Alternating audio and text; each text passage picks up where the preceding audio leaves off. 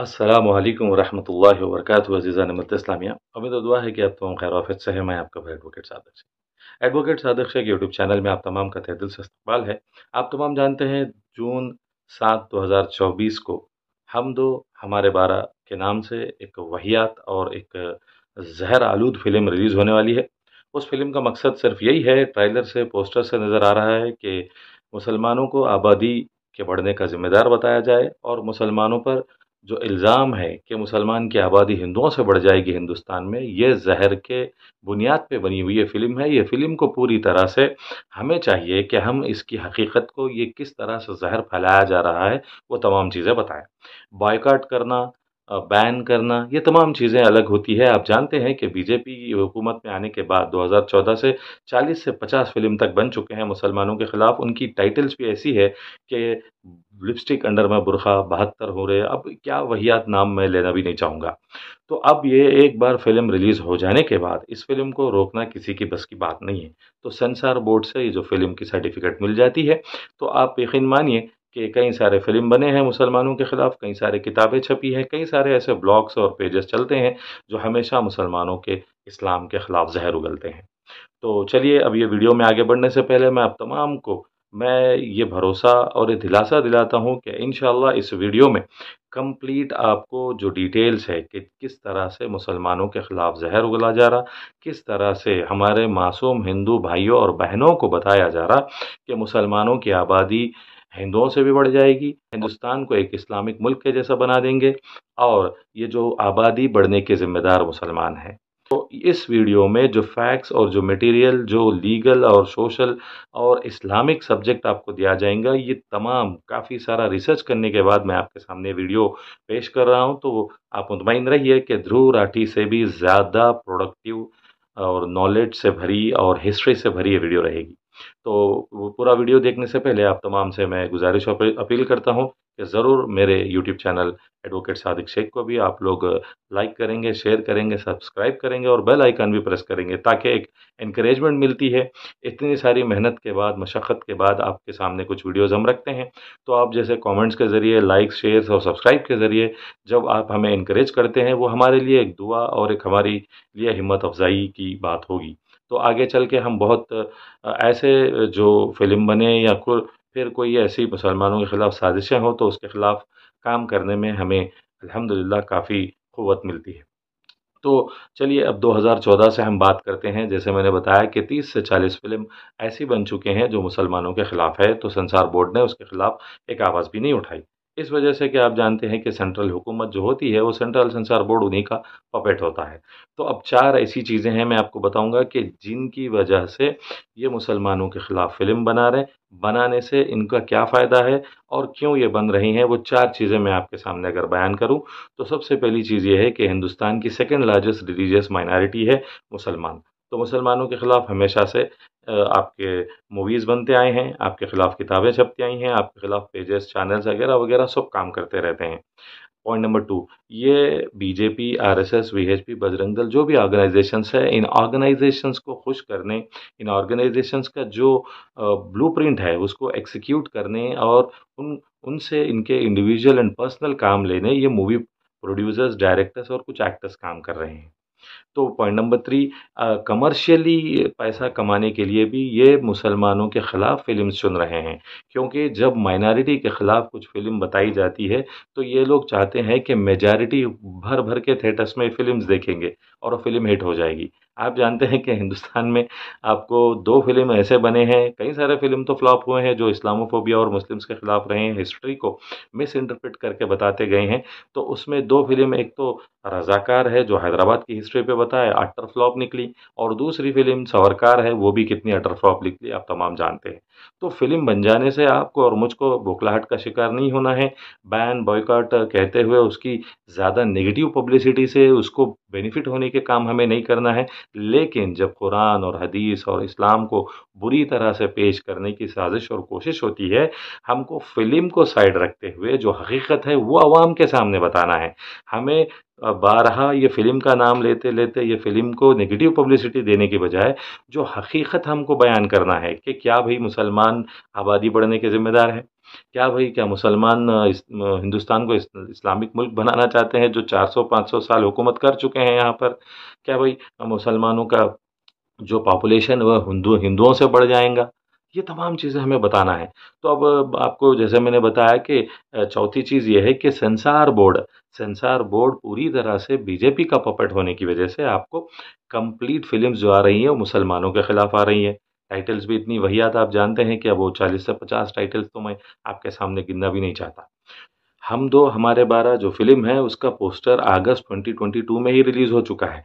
आज हमने ट्रेलर देख के उसके ऊपर हम लोग शिद्दत से उसकी मज़म्मत और उसके बारे में जो ज़हर फैलाई जा रही है इस्लाम के ख़िलाफ़, कुरान की आयतों को जो तोड़-मरोड़ के गलत पेश किया जा रहा है तर्जुमानी में, उसके ख़िलाफ़ हम तो आवाज़ आज उठा रहे हैं। लेकिन माशाअल्लाह से राणा अय्यूब जो जर्नलिस्ट है, जो कई सारे अवार्ड विनर है, ख़ुसूसन ये अंधभक्त और जो बीजेपी आरएसएस की जो पसंदीदा समझिए या जो नफ़रत करते हैं उनसे समझिए, राणा अय्यूब ने ट्विटर के ज़रिए ये पोस्टर के खिलाफ ही आवाज़ उठा दी थी।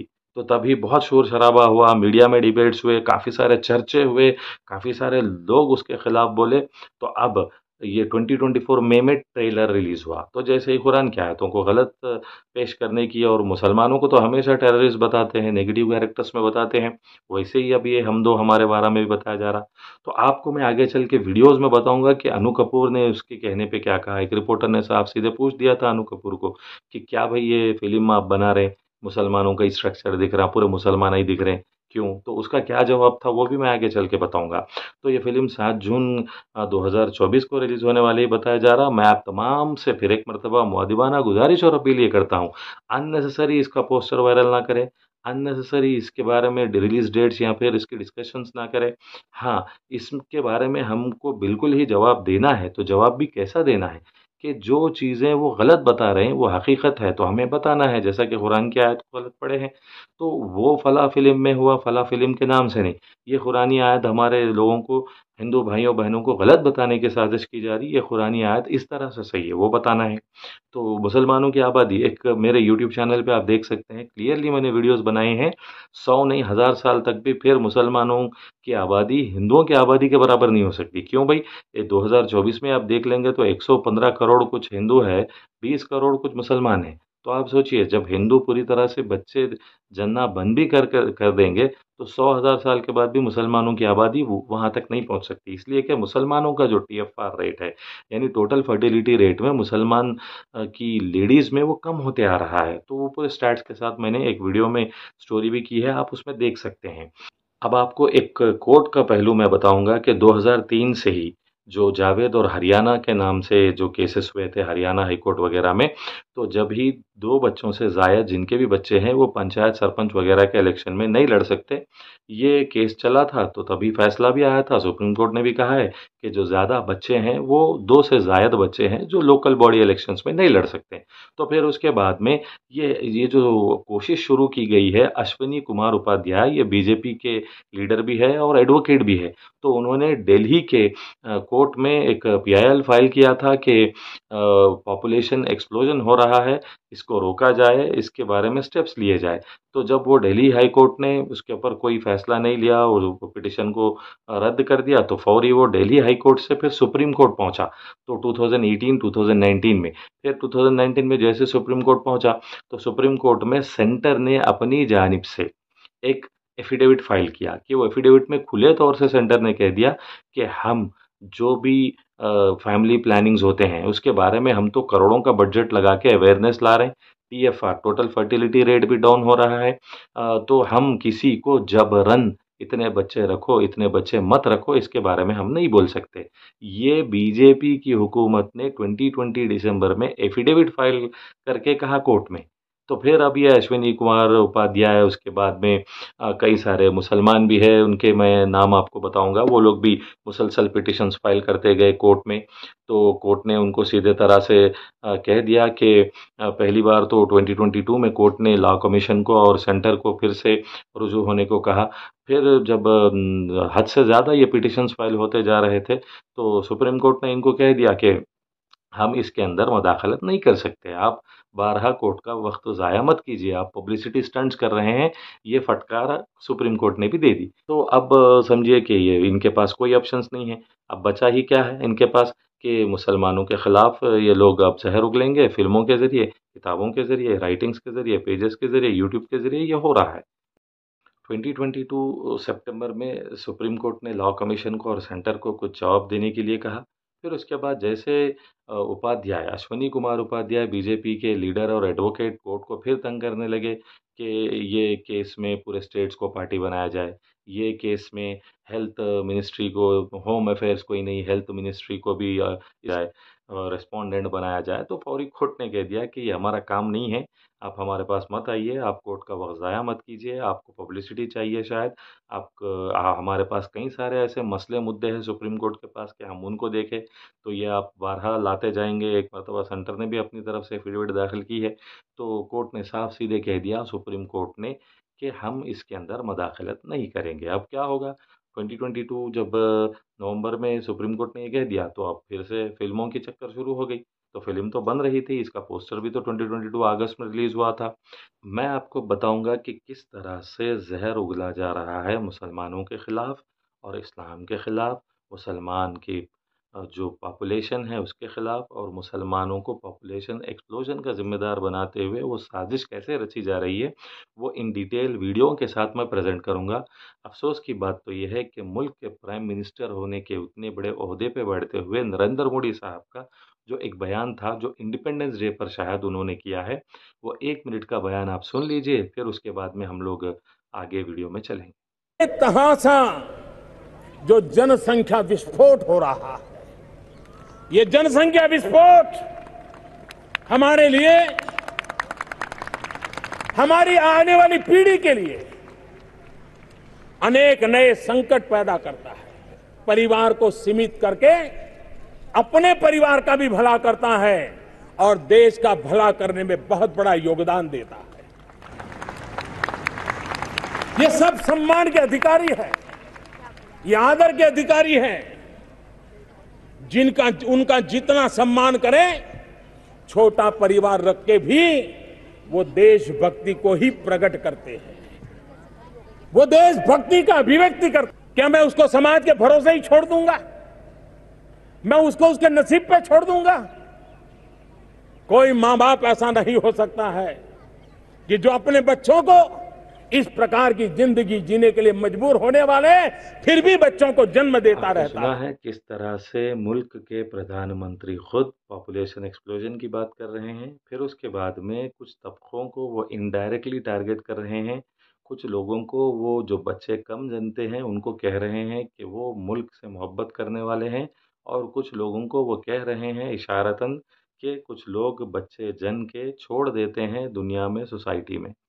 तो एक प्रधानमंत्री यानी प्राइम मिनिस्टर के है ये अल्फाज है, इस तरह की ज़हनियत है। तो खैर अब वो 2002 गुजरात चीफ मिनिस्टर का वक्त वो सब मैं याद नहीं दिलाऊंगा। फिलवक्त तो अब प्राइम मिनिस्टर होते हुए उन्होंने जो बयान किया वो आपके सामने रख दिया। तो यकीन मानिए कि ये प्राइम मिनिस्टर साहब के बयान के बाद तो फौरी एक और बयान आता है उत्तर प्रदेश के चीफ मिनिस्टर योगी आदित्यनाथ साहब का। आप एक मरतबा सुन लीजिए कि योगी आदित्यनाथ साहब ने भी किस तरह से जहर उगला। आज आप देख रहे होंगे उत्तर प्रदेश में सारा अतिक्रमण समाप्त हो गया। अब वहां दंगा का कोई सोचता ही नहीं है। अब तो बहनों और भाइयों, उत्तर प्रदेश में कोई सड़क पे नमाज भी नहीं पढ़ता।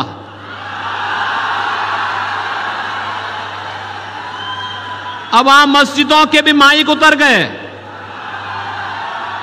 अगले 5 वर्ष में आप देखेंगे कि लोग भूल ही जाएंगे कि ये भी कोई चीज होती थी, कि चिल्लाहट होती थी, लोग परेशान होते थे, लोग भूल जाएंगे। पाकिस्तान का राग अलापते हैं, इनसे बोलो कि जाओ पाकिस्तान में जाके भीख का कटोरा लेकर के भीख मांगो, हिंदुस्तान पे बोझा क्यों बने हुए हो। पाकिस्तानी आएगा, कोई अफगानिस्तानी आएगा, क्या आप इसको स्वीकार करेंगे? क्या बहनों और भाइयों, इंडी गठबंधन में अब औरंगजेब की आत्मा घुस चुकी है, इसको मत आने देना। औरंगजेब को पहले ही छत्रपति शिवाजी महाराज समाप्त कर चुके हैं। आपने सुना है योगी आदित्यनाथ साहब खुले तौर से टेररिस्ट भी कह रहे हैं, योगी आदित्यनाथ साहब ये भी कह रहे हैं कि इस्लाम को, मुसलमानों को पूरी तरह से ख़त्म और मिटाने की, और औरंगज़ेब रहमतुल्लाहि अलैह और शिवाजी महाराज की बात भी ला रहे हैं। और इनका आप जो देख रहे हैं इलेक्शन के वक्त पे ही नहीं, ये इंडिया अलायंस को बुरा कहना या फिर मुसलमानों के बारे में जो अजान बंद करवाना या फिर कुछ और ही नहीं, बट इनकी हमेशा की ये जहनीत रही है कि योगी हमेशा मुसलमानों पर सीधा वार करते हैं। अब पाकिस्तान की बात, अफ़गानिस्तान की बात, बांग्लादेश की बात, ये तमाम चीज़ें ऐसी हैं कि इनकी साज़िश का एक हिस्सा है।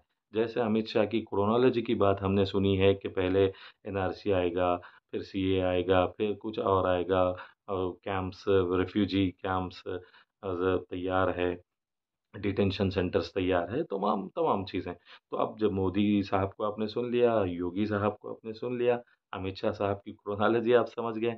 प्राइम मिनिस्टर मोदी साहब को सुनने के बाद, उत्तर प्रदेश के चीफ मिनिस्टर योगी साहब को सुनने के बाद, अब आपको कुछ बीजेपी, वीएचपी, बजरंग दल के नेताओं के बयान भी सुनाऊँगा। आप यहाँ पे कह रहे हैं कि पॉपुलेशन में रोक होनी चाहिए, हम दो हमारे दो या हम दो हमारा एक की कोशिश, पॉपुलेशन जो कंट्रोल बिल्स लाए जा रहे हैं, यूपी और असम की तेज़ी की कोशिश, राज्यसभा का डिस्कशन, अब ये तमाम चीज़ों से हट के अब तो आपको बीजेपी के जो एमपी है उन्नाव के, जो साक्षी महाराज थे, उनका बयान। हम स्वामी जी के भाषण पर, प्रवचनों पर अपने को जोड़ते हुए निवेदन करना चाहते हैं, कम से कम 4 बच्चे पैदा करो। एक हम साधु महात्माओं को दे दो, एक वो हमारे पत्रकार पूछ रहे थे सीज फायर उल्लंघन हो रहा है तो एक सीमा पर भेज दो। है कि मुसलमान के खिलाफ अब इनडायरेक्टली कि हिंदुओं को चाहिए कि 4 बच्चों को जने, एक उनको दे दे, साधुओं को दे दे, देश को दे दे, अला फला। तो यहाँ पे एक तरफा बात होती है कि आबादी को घटाओ, दूसरी तरफ बात होती है कि हिंदुओं के बच्चों को बढ़ाओ। तो अब आप सोचिए कि मुसलमान का बच्चा पैदा हुआ तो गलत, और हिंदुओं का बच्चा पैदा हो गया तो देशभक्त, कैसी बात होगी।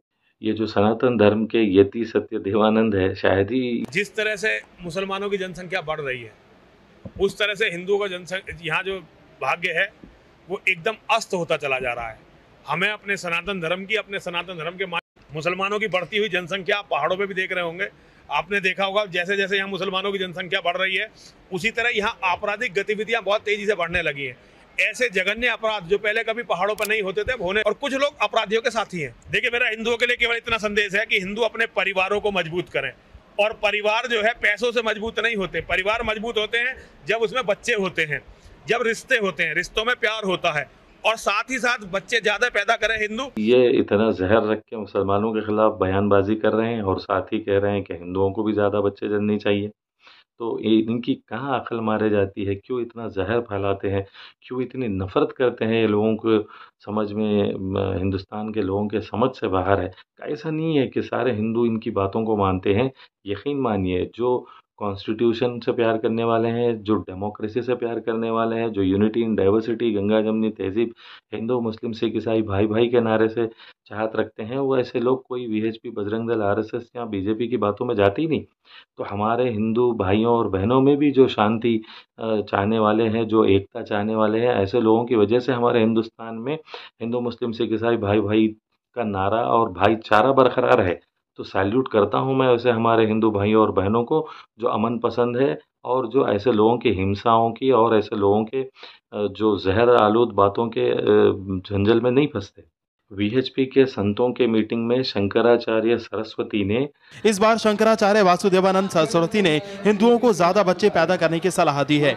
इलाहाबाद में विश्व हिंदू परिषद के संत सम्मेलन में शामिल होने पहुंचे शंकराचार्य ने कहा कि हिंदुओं को 10 बच्चे पैदा करने चाहिए, और अगर ऐसा नहीं हुआ तो हिंदुओं की संख्या खत्म हो जाएगी। मैंने कह दिया कि 10 बच्चा पैदा करना चाहिए। 10 प्रकार के नरकों से रक्षा पाने के लिए हमें 10 पुत्र की आवश्यकता होती है। कह रहे हैं कि 10 बच्चों को हिंदुओं को जन्ना चाहिए। अरे ये कैसी बात हो गई भाई, 10 बच्चे जने। यहाँ आप बात करते हैं नसबंदी की, और हम दो हमारे दो या हम दो हमारे एक की, और पॉपुलेशन कंट्रोल बिलों की। अब यहाँ कहते हो कि हिंदुओं को ज़्यादा से ज़्यादा बच्चों को जन्ना चाहिए। 10 बच्चे भी ये कह रहे हैं। ये वीएचपी, विश्व हिंदू परिषद के संतों की मीटिंग में शंकराचार्य सरस्वती का बयान है, आपने सुना है। मैंने आपको BJP, VHP, RSS, Bajrang Dal वगैरह के जो नेताएं हैं, खासकर हमारे प्राइम मिनिस्टर, यूपी के चीफ मिनिस्टर के बयान को सुनाने के बाद असल जो ज़हर फैलाने की वजह बनते हैं, हमारे मासूम माँ-बहनें भी हैं, बेचारी जिनकी इंटरव्यूज़ लेते हैं माइक सामने रखकर, बड़े प्लानिंग के साथ, बड़ी कॉन्स्पिरेसी के साथ कि ये कुछ ना कुछ बोलेंगे, तो इसको हम कट पेस्ट कर लेंगे और मुसलमानों के खिलाफ ज़हर उगलेंगे। तो वैसे ही कुछ हमारे मुसलमान माँ-बहनों के बयानात हैं, उन बयानात को लेकर ये लोग हमारे मुसलमानों के खिलाफ ज़हर उगलते हैं। उनको ये सेलेक्ट कर लेते हैं कि वो बुरखे में हो, हिजाब में हो, नकाब में हो, तो वैसे लेडीज़ के बयानात लेकर उसको वायरली शेयर करके ज़हर फैलाने और ख़ासकर जो मासूम हमारे हिंदू भाइयों और बहनों के सामने वो वीडियोज़ ऐसे चलाते हैं कि उनके अंदर नफ़रत, जलन, हसद और ऐसा हिंसा का एक माइंडसेट बन जाता है। तो उसमें ख़ासकर जो मुसलमान बुरखे वाली जो लेडीज़ हैं बेचारी, कितने बच्चे होने चाहिए फिर? हमारे अल्लाह की देन है, जितने भी दे 10 हो, 12 हो, 25 हो, जितने भी हो, हमारे यहाँ बच्चे बंद नहीं होते। योगी जी कह रहे हैं जनसंख्या बढ़ रही है तभी तो काम नहीं। किसी से क्या मतलब है, हमें तो अपने से मतलब है। प्रधानमंत्री राहुल बनेंगे तो बहुत अच्छी बात है और गर्व की बात है। गर्व की बात है? बिल्कुल। कैसे? इसलिए कि वो कुछ करने चाहते हैं देश के लिए। राहुल जी? जी। अच्छा, स्मार्टफोन चलाती हैं कि नहीं? नहीं, हम तो नहीं चलाते स्मार्टफोन, मेरे लड़का लोग चलाते हैं। बाल बच्चा सब कितना है? 7।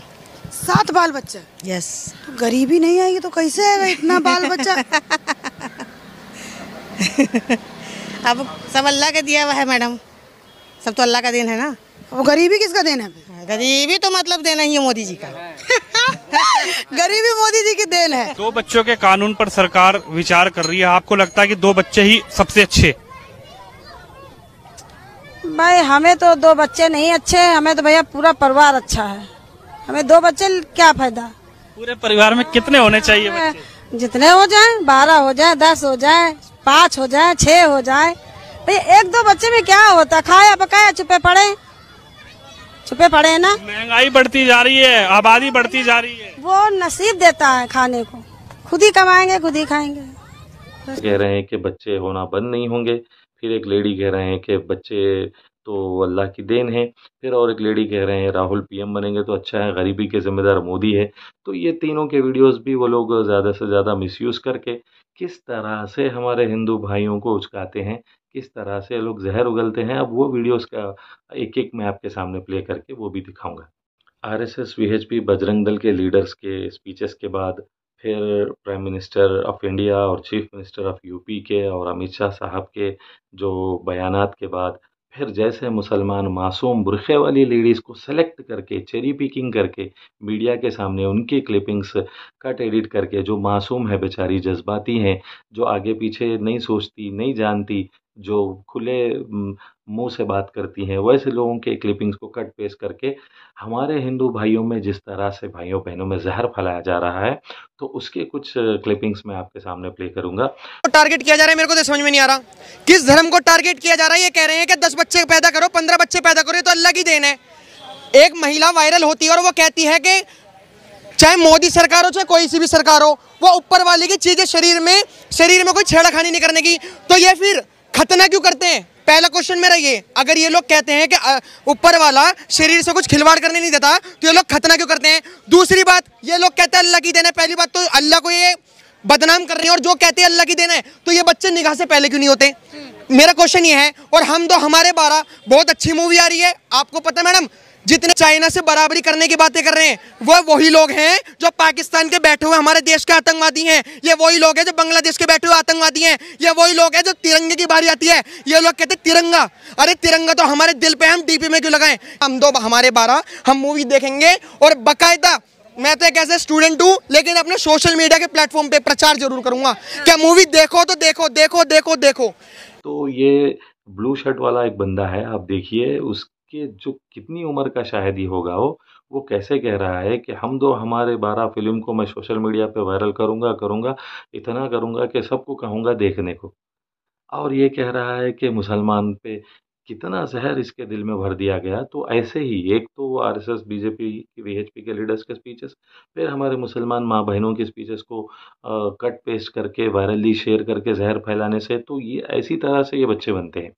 आज हम 100 करोड़ कहते कहते 140 करोड़ पे आ गए। आपके संसाधन कहाँ से आएंगे? अरब से आएंगे। और ये जो राना और अयूब जहाँ से फ्रॉड कर रही थी, जहाँ से चंदा लेकर के आ रही थी, क्या उस कंट्री से ये राना अयूब ला करके देंगी? अरे आप महिला हैं, आप महिला का दर्द समझो कि कैसे वो महिलाएं 16 साल की बच्ची है, 30 साल की बच्ची है, 4 बच्चे, एक बच्चा गोद में, एक बच्चा पेट में, एक बच्चा साथ चल रहा है, एक बच्चा अब्बू के है गोद में। ये कह रहे हैं कि 10 बच्चे पैदा करो, 15 बच्चे पैदा करो, तो अल्लाह की देन है, तो ये बच्चे निगाह से पहले क्यों नहीं होते? अब देखिए 12 कौन कर रहे हैं?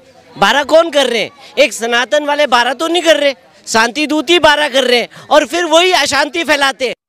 तो फिर और एक जो चश्मा लगाया हुआ जो बाल्ड हेड वाला नौजवान है, उसकी स्पीच भी आप सुन रहे हैं। तो फिर और उसके जो धर्म के ठेकेदार हैं ना, ये तुम्हें गुमराह कर रहे हैं और ये इस देश के अंदर आतंकवादी गतिविधियां जो होती हैं उसमें केवल एक ही पक्ष और एक ही धर्म के लोग क्यों मिलते हैं? और आमिर खान जैसा बंदा, बहुत सारी बातें हैं, बहुत सारी बातें करने लगेंगे, बातें हो जाएंगी 3-3, 4-4 घंटे की। आमिर खान जैसा बंदा जो एक पीके पिक्चर बनाता है, ये हमारे दुर्भाग्य की बात है कि हम 100% होने के बाद भी उसकी पिक्चर हिट कर देते हैं। लेकिन वो एक भाईचारे की बात थी।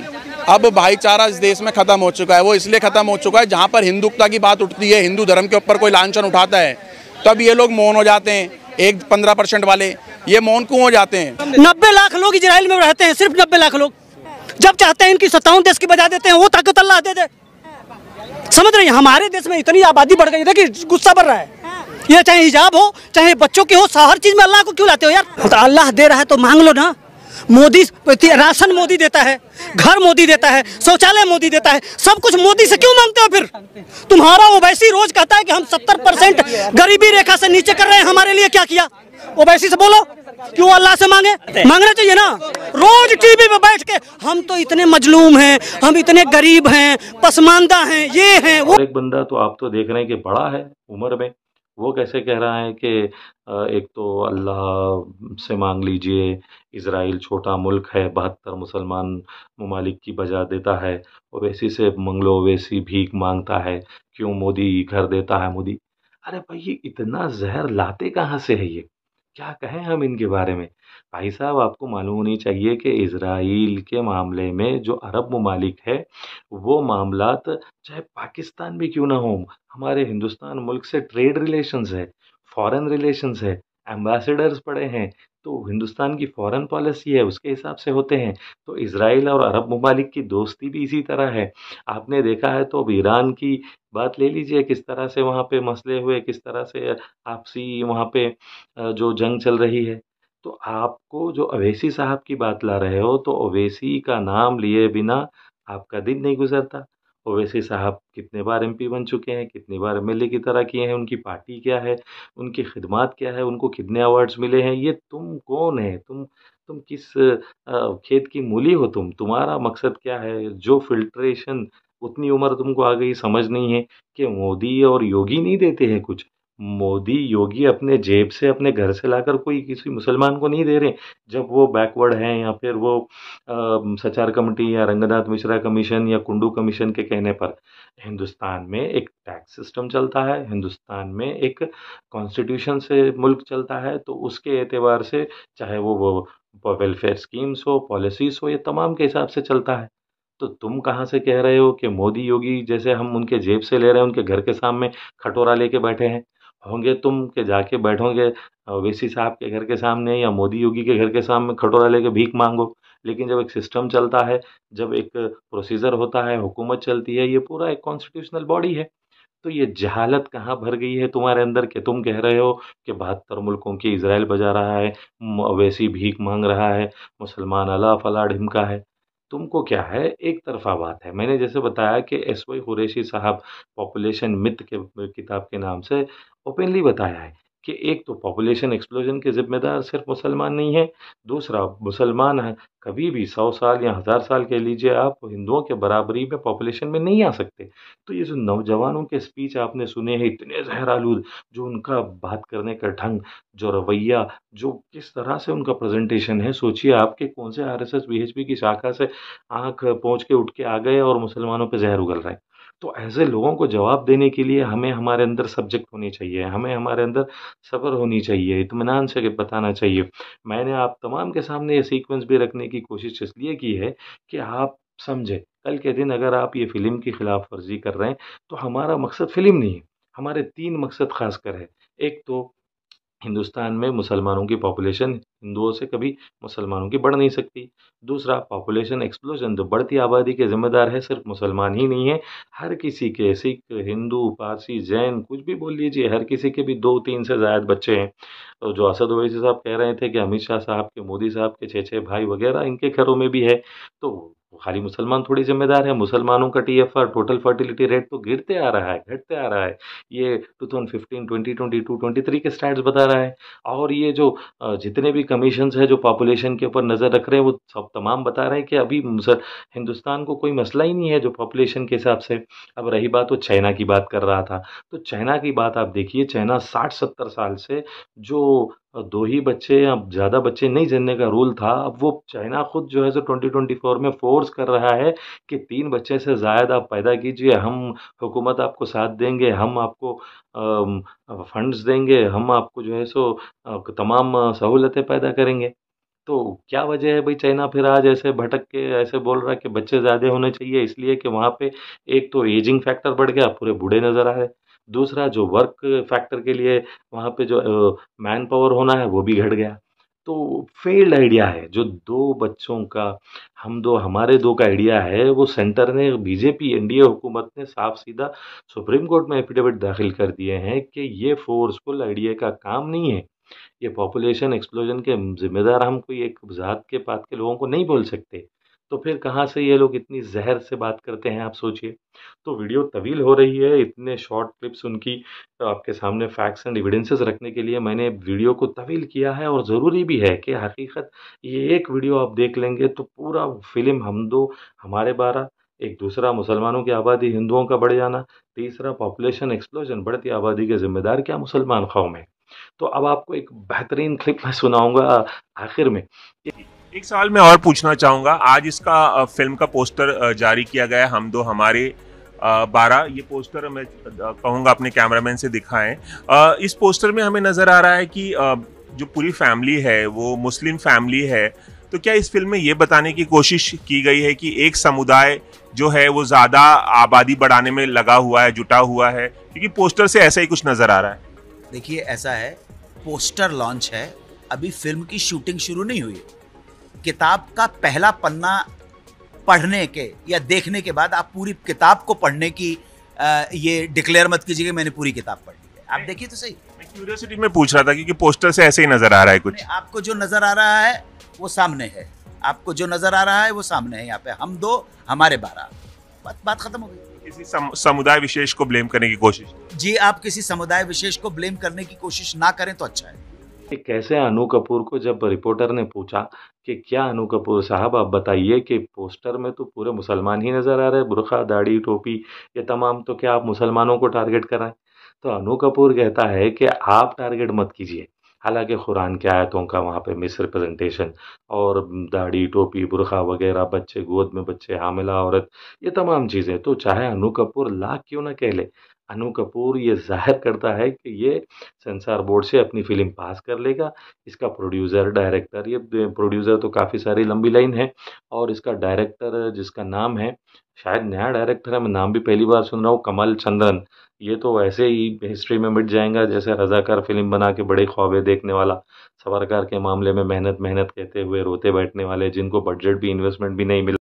अनु कपूर और फिल्म का डायरेक्टर, प्रोड्यूसर और कास्टिंग, आपको लाख कह सकते हैं कि ये फिल्म मुसलमानों के खिलाफ नहीं बनी है। आपको एक छोटी सी क्लिपिंग में प्ले कर रहा हूँ। जो दोस्तों, जैसा कि आपको पता है कि एक मूवी आ रही है जिसका नाम है हम 2 हमारे 12, क्योंकि आपको पता है कि हमारे देश में पॉपुलेशन बहुत तेजी से बढ़ती चली जा रही है। जो कुछ समुदाय हैं वह बहुत तेजी से अपनी पॉपुलेशन बढ़ा रहे हैं, बहुत ज़्यादा बच्चे पैदा कर रहे हैं, और जो मूल निवासी हैं उनकी जनसंख्या कम है, और धीरे धीरे कुछ समुदाय की जनसंख्या इतनी तेजी से बढ़ती जा रही है जिसके बाद ऐसा हो सकता है कि देश में संविधान का पालन ना किया जाए, कुछ और ही वो अपना लिया है। इसीलिए पॉपुलेशन बहुत कंट्रोल चाहिए, और ये मूवी आपको देखनी चाहिए जो पूरी तरह असलियत और सच्चाई दिखाती है। जय Shri Ram. RSS, VHP, BJP, Bajrang Dal वगैरह के जो जाफरानी तहरीक वायरल कर रही है इस फिल्म के बारे में कि हम 2 हमारे 12 देखना क्यों ज़रूरी है, तो आप एक वीडियो क्लिप से जान सकते हैं कि इससे कितना जहर मुसलमान तबके के बारे में, इस्लाम के बारे में और मुसलमान फैमिलीज़ के बारे में फैलाने की साजिश है। आप देख सकते हैं किस तरह से तारिक मसूद साहब ने जो कुरान की आयत को गलत पेश किया गया कि बीवियां अपनी खेती है, तो उसके बारे में माशाल्लाह से तारिक मसूद साहब ने कितना बेहतरीन खुलासा दिया है। आप एक बार वो भी देख सकते हैं। सूरह अल-बकरा आयत नंबर 223 में अल्लाह फरमाता है, तुम्हारी औरतें तुम्हारी खेती है, आओ और जिस तरह भी चाहो अपनी मर्जी से खेती करो और अपने लिए नेक कमा के भेजो। और सिर्फ अपने शौहर की फरमाबरदारी के लिए पैदा की गई है। औरतें सलवार के नारे की तरह होने चाहिए, जब तक अंदर रहेंगी बेहतर रहेंगी। आपने सुना होगा ना, वतन की मिट्टी, वतन की मिट्टी। तो ये लफ्ज हम तौहीन के लिए इस्तेमाल करते हैं या ताजीम के लिए इस्तेमाल करते हैं? ताजीम के लिए इस्तेमाल करते हैं। तो कुरान जब औरत को खेत से ताबीर कर रहा है, बीवी को खेत से, तो तौहीन नहीं कर रहा, वो औरत की ताजीम कर रहा है। वो ये बता रहा है कि देखो किसान वो जमीन जो आलू प्याज टमाटर पैदा करती है, उसकी पैदावार में इजाफे का जरिया बनती है, किसान उसकी कैसी कदर करता है, उसकी खातिर जान दे देता है। तो वो औरत जो तुम्हारी बीवी है, जो पैदावार पैदा कर रही है, और पैदावार में आलू प्याज टमाटर पैदा नहीं कर रही, जिससे पैगंबर पैदा हुए हैं, जिससे उलमा पैदा हुए हैं, जिससे मुजाहिदीन पैदा हुए हैं, जिससे साइंसदान पैदा हुए हैं, कमाने वाले बाजू पैदा हुए हैं, तुम्हारे नस्ब की हिफाजत करने वाली औलाद पैदा हुई है, तो उसकी और ज्यादा कदर करो। औरत की सबसे बड़ी क्वालिटी जिसकी वजह से उसकी कदर की जाएगी वो ये है कि वो इंसानों की नस्ल में इजाफा। असल में ये जो फैमिली प्लानिंग वाले हैं ना, इन्होंने इसको तौहीन का लफ्ज़ बनाया है। इनकी नजर में गधे घोड़ों की पैदावार में इजाफा हो अच्छा है, बकरियां बढ़े अच्छा है। इस्लाम कहता है औरत का इतना ऊंचा मकाम अल्लाह की नजर में सबसे बड़ी वजह उस मकाम की है कि ये इंसानों की पैदाइश का जरिया बनती है। तो यकीन मानिए हमारे हिंदू भाई बहन भी ऐसे नहीं है कि फ़िल्म देखते ही फ़िल्म को ही सच मान जाए। हाँ, कुछ लोग तो प्रवोक होते हैं, जैसे वो ब्लू शर्ट वाला बच्चा, वो जो चश्मे वाला लड़का, और जो बूढ़ा जो अवैसी साहब को और 72 मुल्कों की बात कर रहा था, मुसलमानों को अला फला सुना रहा था। तो ये तमाम साजिशें होती है। तो ऐसे सूरत हाल में जब ऐसे मूवीज़ बनते हैं तो हमारी ज़िम्मेदारियाँ क्या होनी चाहिए? देखिए, सबसे पहले तो हमारी ज़िम्मेदारी ये होनी चाहिए कि क्या लीगली सिस्टम के हिसाब से कॉन्स्टिट्यूशनली ये फ़िल्म के ख़िलाफ़ कैसे फ़ाइट हो सकती है। तो वो चीज़ों पे फ़ोकस होना है कि फ़िल्म रिलीज़ होने से पहले क्या रुक सकती है, क्या ऑप्शंस इसके हैं। तो सेकंड, जैसे हम ये हो गया, तो तीसरा, हमें पीसफुल प्रोटेस्ट करनी चाहिए। हमें फ़िल्म में जो गलत है, जो बुरा है, उन चीज़ों को, उन सीन्स को कट करने की, रोकने की। थिएटर वाला अगर पर्सनली फ़िल्म रोक दे अपने डिस्ट्रिक्ट्स, अपने स्टेट्स में, तो बहुत बड़ी बात है। आप जानते हैं कि कुछ फ़िल्म्स जब रिलीज़ होते हैं तो जो स्टेट्स में जो गवर्नमेंट भी रोक लगाती है कि हम वायलेंस नहीं चाहते, आप फ़िल्म रिलीज़ मत करिए। तो जो फ़िल्म थिएटर में रिलीज़ नहीं होती है तो वो लोग OTT पे, यूट्यूब वगैरह पे रिलीज़ कर लेते हैं। तो ये बात से तो आप पक्का रहिए कि जो फ़िल्में मुसलमानों के ख़िलाफ़ बनते हैं, वो सेंसर बोर्ड क्यों ना रोक दे, स्टेट्स क्यों ना रोक दे, वो लोग ऑनलाइन भी रिलीज़ कर लेते हैं। तो उसके लिए बॉयकॉट, बैन के चीज़ें कहने से हमें कोई फ़ायदा नहीं है। हाँ, लेकिन हमें क्या ज़रूरी है कि हमको चाहिए कि हम बताएँ कि क्या गलत बताया गया, क्या हक़ है, क्या हकीकत है, उतना ही। लेकिन ये बात बिल्कुल सही है, दुरुस्त है कि हम उसकी नेगेटिव मार्केटिंग नहीं करनी चाहिए, चाहे कोई भी फ़िल्म हो या कोई भी इंसान हो जो बुरा भला कहता है। तो 2 चीज़ें हो गई, एक तो आप लीगली जो कर सकते हैं उस पे नज़र हो, दूसरा हमें पीसफुल प्रोटेस्ट हो, वहाँ की लोकल गवर्नमेंट और लोकल एडमिनिस्ट्रेशन अगर फ़िल्म को थिएटर ओनर्स रोक देते हैं तो बहुत अच्छा है। तीसरा, जो सोशल मीडिया पे अवेयरनेस हमको पैदा करना है। मैं आप तमाम से मुअद्दबाना, दर्दमंदाना गुज़ारिश और अपील ये करना चाहता हूँ कि ये वीडियो जितनी मेहनत से मैंने बनाई है, जो भी फैक्ट्स, जो भी वीडियो क्लिपिंग्स, जो हिस्ट्री और जो कॉन्स्टिट्यूशन और जो कोर्ट केसेस है, तमाम को जैसे मैंने बयान किया है, आप तमाम की ये ज़िम्मेदारी है कि जब कभी भी जून 7 को, देखिए कि बड़ा पेचीदा मामला रख लिया है डायरेक्टर ने। अगर से जून 7 को समझिए कि एनडीए बीजेपी की हुकूमत आई तो ये फ़िल्म रिलीज़ होके रहेगी। अगर से खुदा न खास्ता इंडिया की हुकूमत आ गई तो कोई भी अगर से लीडर जाकर इंडिया की हुकूमत आने पर जाके इस फ़िल्म के बारे में कंप्लेंट करेगा तो बिल्कुल ही कांग्रेस की हुकूमत ये फ़िल्म को रोक देगी, इसमें कोई शक व शुबा नहीं है। तो ये फ़िल्म का जो director and producers and cast है, वो लोगों ने बड़ी होशियारी से इस फ़िल्म का रिलीज़ डेट जून 7 को रखा है, यानी जो हुकूमत फ़ार्म होती है उसके बाद में उस एतबार से इस फ़िल्म को रिलीज़ किया जाएगा। तो तमाम भाइयों से, जितने भी ये वीडियो को देख रहे हैं, उन तमाम की ये ज़िम्मेदारी है कि हर फ़र्द तक, चाहे वो मदरसे से ताल्लुक़ रखने वाले हो, इंटेलेक्चुअल्स हो, हिंदूस हो, क्रिश्चियंस हो, सिख्स हो, जैन्स हो, पारसीस हो, हर कोई देखने के लायक का वीडियो मैंने ये बनाया है। इसलिए कि ये वीडियो में फैक्ट्स मैंने रखे हैं।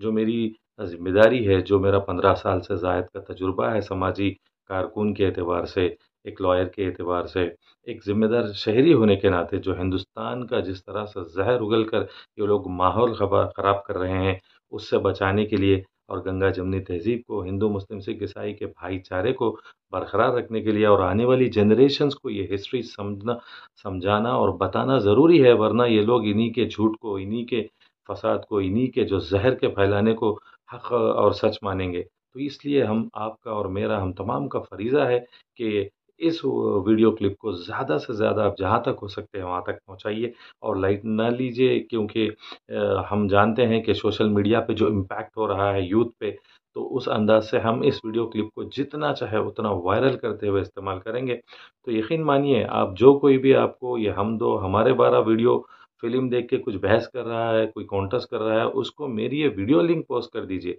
बोलिए कि बड़े सब्र और इत्मीनान से पूरी वीडियो देख लेना, तो तमाम फैक्ट्स, तमाम कोर्ट केसेस, तमाम हिस्ट्री और तमाम जो भी एविडेंसेस है उसके साथ जोड़ के इस वीडियो को एडवोकेट सादिक शेख ने बनाया है। तो वह इतनी मेहनत करके जब आपके सामने मैं वीडियोज़ रखता हूँ, तो आप तमाम का मैं लाइक का, शेयर का और मेरे चैनल को सब्सक्राइब करने का तो बेहद मैं मुस्तहिक हूँ समझिए। और मैं उस पर आपके जिस तरह से आप लोग काफ़ी सारे मेरे वीडियोस हंड्रेड्स में, थाउजेंड में व्यू कर रहे हैं, मैं उसका आप लोगों का तहे दिल से मशकूर हूँ, ममनू हूँ और उम्मीद करता हूँ कि मेरे वीडियो ज़्यादा से ज़्यादा आप हमारे नौजवान पीढ़ी में, और हिंदू भाई भी देखते हैं तो तेलुगु और हिंदी तमाम दोनों ज़ुबानों में भी मेरे वीडियोज़ होते हैं, तो काफ़ी सारा फ़ायदा और इम्पैक्ट हो रहा है, थॉट प्रोवोकिंग हो रही है, यानी सोच के लायक हम कर रहे हैं, हक़ाइक़ को सामने भी रख रहे हैं। तो ये कोशिश मेरी आखिरी सांस तक अल्हम्दुलिल्लाह जारी व सारी रहेगी। फिर एक मरतबा मैं याद दिला दूँ आपको कि जैसे ध्रुव राठी के आप तमाम वीडियोज़ देखते हैं, सब्सक्राइब, लाइक, शेयर करते हैं, उसी तरह मैं एक जैसे एक सोशल वर्कर हूँ, एक लॉयर हूँ, तो काफ़ी सारा तजुर्बा रखता हूँ। तो मैं भी उम्मीद करता हूँ आप तमाम से कि आप लोग मेरे चैनल को भी लाइक, शेयर, सब्सक्राइब करेंगे और आगे चल के अच्छे-अच्छे वीडियोज़ जैसे आप कमेंट सेक्शन में कमेंट करके किस तरह के वीडियोज़ आप मुझसे देखना चाहते हैं, वो ओपिनियन ज़रूर रख सकते हैं। तो उम्मीद करता हूँ कि आप लोग मेरी इस मेहनत को एक लाइक, शेयर और मेरे यूट्यूब चैनल को सब्सक्राइब करने के ज़रिए मेरी हिम्मत अफ़ज़ाई करेंगे, साथ देंगे और मुझे आप अपनी दुआओं में शामिल हाल रखेंगे। मैं आपका भाई advocate Sadiq Shaikh. Thank you one and all.